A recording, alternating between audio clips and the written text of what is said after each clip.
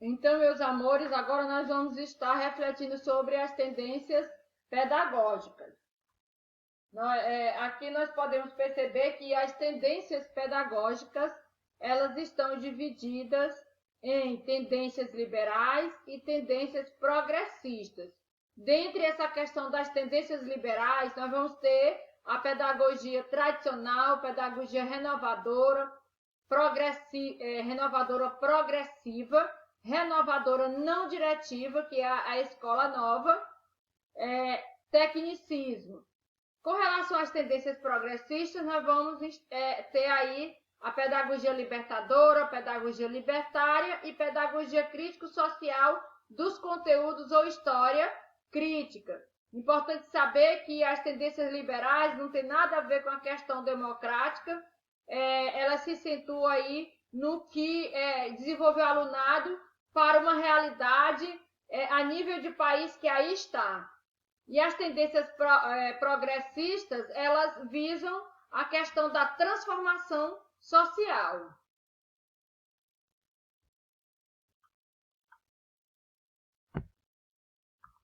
Assim, nós vamos ter o seguinte: tendências idealistas liberais. Elas surgem, em 1549 com os jesuítas e vai até 1985. Tendência liberal. Justifica um sistema capitalista, econômico liberal, sociedade estratificada. Entende-se a liberal como um conjunto de escolas que deseja manter a situação que aí se encontra. Então, não deseja a transformação, mas sim fortalecer a sociedade que já se tem.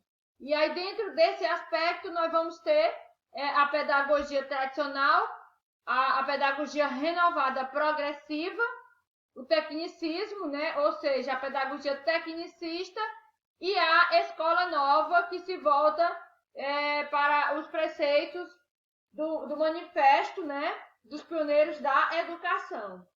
Buscava aí uma escola nova. Então, tendências liberais.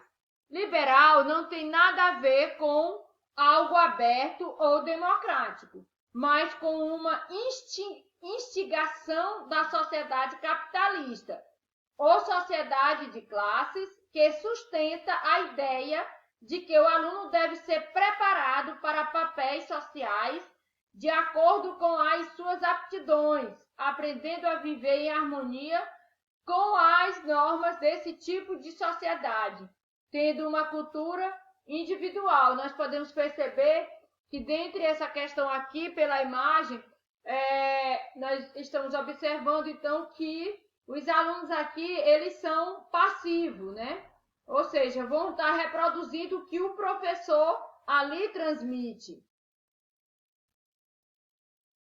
Dentro desse aspecto, temos, então, a pedagogia tradicional. O que é que esta pedagogia tem como características?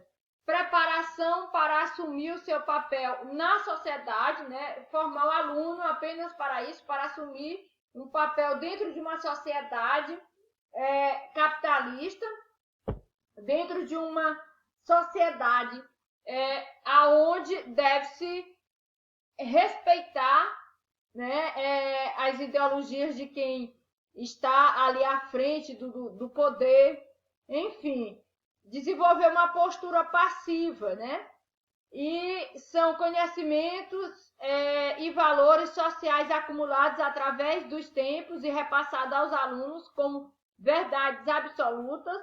O professor é o detentor de todo o conhecimento e este conhecimento será repassado para o aluno, aonde o aluno não terá liberdade de transmitir as suas experiências, demonstrar suas opiniões, apenas receber esse conteúdo tal como lhe está sendo imposto. Exposição e demonstração verbal da matéria ou por meio de modelos, autoridade do professor que exige atitude receptiva do aluno, aprendizagem é receptiva e mecânica, sem se considerar as características próprias de cada idade. Nas escolas, adotam filosofias humanísticas, clássicas ou científicas. Assim, temos então a liberal renovada progressiva. Então, aí dentro dessa questão aqui, desta visão, nós vamos ter o seguinte: a escola deve adequar as necessidades individuais ao meio social. Os conteúdos são estabelecidos a partir das experiências vividas pelos alunos frente às situações problemas, por meio de experiências, pesquisas e métodos de solução de problemas. O professor é auxiliador no desenvolvimento livre da criança. É baseada na motivação e na estimulação de problemas, enquanto que na pedagogia anterior, que era tradicional, o professor era o detetor de todo conhecimento, era o centro, na verdade, né, do processo ensino-aprendizagem. Aqui já muda. Quem vai se tornar o centro do processo ensino-aprendizagem é o aluno. E o professor, ele vai apenas auxiliar o processo ensino-aprendizagem, né? Vai ser o motivador e o estimulador desta aprendizagem. Escola renovadora não diretiva, que se volta para os princípios da escola nova. Dentre esses princípios, nós vamos ver aqui as características desta pedagogia liberal renovadora não diretiva. Formação de atitudes, o aluno, né, ter atitudes ativas, baseia-se na busca dos conhecimentos pelos próprios alunos, método baseado na facilitação da aprendizagem, educação centralizada no aluno e o professor é quem garantirá um relacionamento de respeito. Aprender é modificar a percepção da realidade. Aqui também a gente pode ver, né, a figura central do aluno dentro do processo educativo, quando se coloca, né, a educação centralizada no aluno, tudo se volta, né, para o aprendizado do aluno. O professor será apenas o facilitador do processo ensino-aprendizagem, né, que vai fazer com que o aluno possa modificar a sua realidade através de suas percepções. Então, liberal tecnicista, dentro dessa pedagogia, nós vamos perceber que é modeladora do comportamento humano através de técnicas específicas. São informações ordenadas numa sequência lógica e psicológica. O procedimento e técnicas para a transmissão e percepção de informações, relação objetivas, onde o professor transmite informação e o aluno vai fixá-las. A aprendizagem é baseada no desempenho. A lei que rege, né, tudo isso é a Lei 5.540/68 e a 5.692, página 71. Aqui, nessa pedagogia tecnicista, visa, sobretudo, qualificar a mão de obra para estar atuando no mercado industrializado e capitalista. Tendências realistas progressistas. Então, nós vamos ver então que a tendência progressista ela se dá por volta dos anos 80. As tendências de cunho progressista interessam em mudar a situação, tornaram-se na opção de propostas pedagógicas voltadas para os interesses da maioria da população. Nós vamos ter a pedagogia libertária, crítico-social dos conteúdos. Então, as tendências progressistas partem de uma análise crítica das realidades sociais, sustentam implicitamente as finalidades sociopolíticas da educação e é uma tendência que condiz com as ideias implantadas pelo capitalismo. O desenvolvimento e a popularização da análise marxista da sociedade possibilitou o desenvolvimento da tendência progressista, uma tendência mais que se volta para a questão da criticidade, trabalhar em grupo é essencial. Progressista libertadora, não atua em escolas, porém visa levar professores e alunos a atingir um nível de consciência da realidade em que vivem na busca da transformação social. Temas geradores, grupos de discussão, a relação é de igual para igual, horizontalmente, resolução da situação de problema, se volta muito para a ideologia de Paulo Freire. Esta tendência pedagógica, ela ainda se volta para a questão da discussão em grupos e na transformação da sociedade. O sujeito aí se vê oprimido e, partindo dessa sua realidade, ele vai buscar transformar a sua realidade social.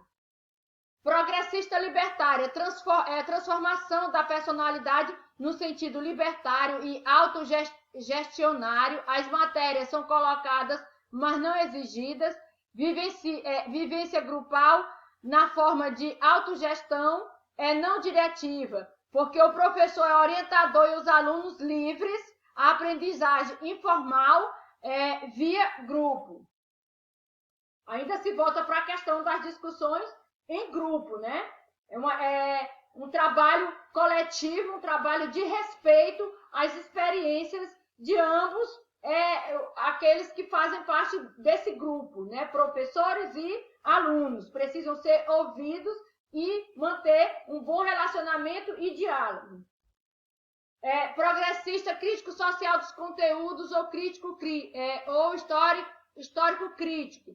Apareceu no Brasil nos fins dos anos 70, difusão dos conteúdos culturais universais que são incorporados pela humanidade frente à realidade social. O método parte de uma relação direta da experiência do aluno, confrontada com o saber sistematizado, papel do aluno como participador e do professor como mediador entre o saber e o aluno, baseado nas estruturas cognitivas já estruturadas dos alunos. Importante perceber que aqui a figura do professor é a figura de mediação.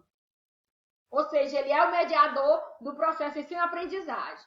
Após a Lei de Diretrizes e Bases da Educação Nacional, LDB 9.394/96, ideias como de Piaget, Vygotsky e Vallon foram muito difundidas, tendo uma perspectiva socio-histórica e são interacionistas. Isto é, acredito que o conhecimento se dá pela interação entre o sujeito e o objeto de estudo.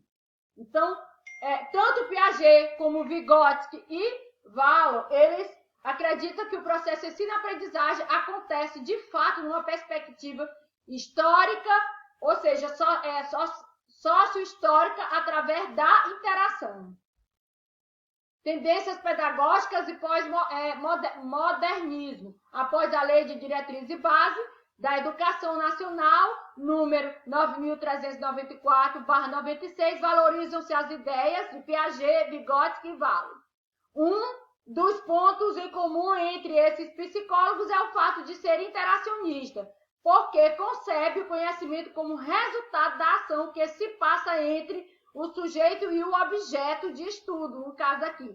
De acordo com Aranha, 1998, o conhecimento não está, então, no sujeito, como queriam os inatistas, nem no objeto, como diziam os empiristas, mas resulta da interação entre ambos, ou seja, da interação do sujeito que aprende com o objeto a ser aprendido. Desta forma, encerramos aqui o nosso conteúdo, que se volta para a questão das tendências pedagógicas brasileiras, e espero, então, que todos esses conhecimentos possam contribuir positivamente para o processo de ensino-aprendizagem de vocês. E até o próximo assunto a ser estudado.